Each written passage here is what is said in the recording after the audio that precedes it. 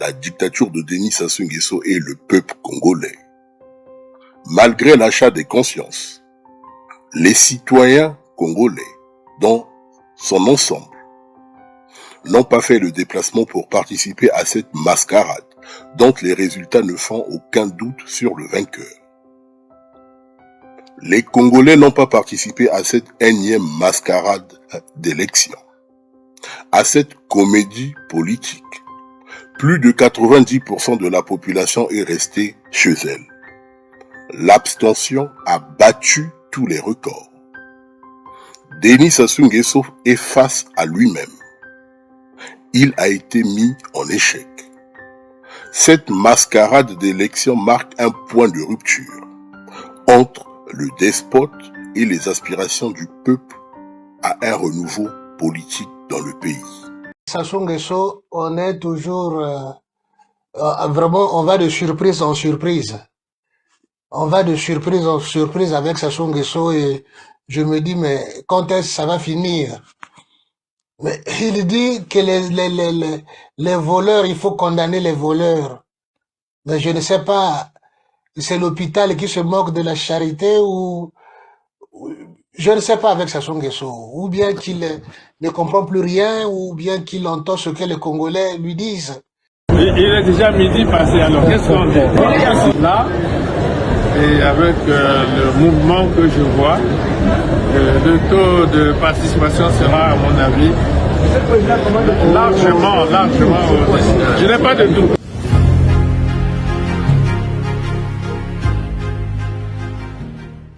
Le président congolais Denis Sassou Nguesso est l'un des plus grands bouchers de la France-Afrique. Et pourtant, l'autocrate de 82 ans, président presque sans discontinuer depuis 1979, va encore se faire réélire, enfin réélire c'est un grand mot, à la tête du Congo-Brazzaville. Et ce, malgré l'immense corruption du régime qui vole la rente pétrolière, une rente que s'accaparent aussi des multinationales françaises comme Total ou Perenco.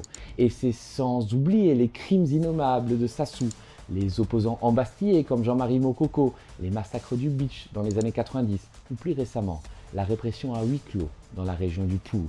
Ces dernières années, il y a bien eu quelques frictions entre Emmanuel Macron et Denis Sassou Nguesso, notamment parce que l'un des visiteurs du soir et ami du président français est le discret Jean-Renaud Fayol, un Saint-Cyrien qui a fondé une agence d'intelligence économique et qui a été condamné par contumace par la justice de Sassou pour une prétendue tentative de coup d'État. Sassou a aussi été échaudé que des policiers français se soient pointés l'année dernière dans l'appartement parisien de son épouse, Antoinette Sassou Nguesso. Les policiers voulaient entendre la première dame dans le cadre d'une enquête sur les biens mal acquis en France du régime congolais. Un vrai crime de lèse-majesté. Mais heureusement pour lui, Denis Sassou Nguesso a corrompu trop de monde dans la classe politique française pour être vraiment inquiété. Par exemple, la maire de Paris, Anne Hidalgo, bien qu'elle soit de gauche, fait régulièrement la promotion de l'empereur de la France-Afrique. Sa possible successeur à la mairie de Paris, Rachida Dati, a multiplié les voyages à Brazzaville, notamment lorsqu'il fallait renflouer les caisses de l'UMP. Dominique Strauss-Kahn et Mathieu Pigasse, vous savez, le banquier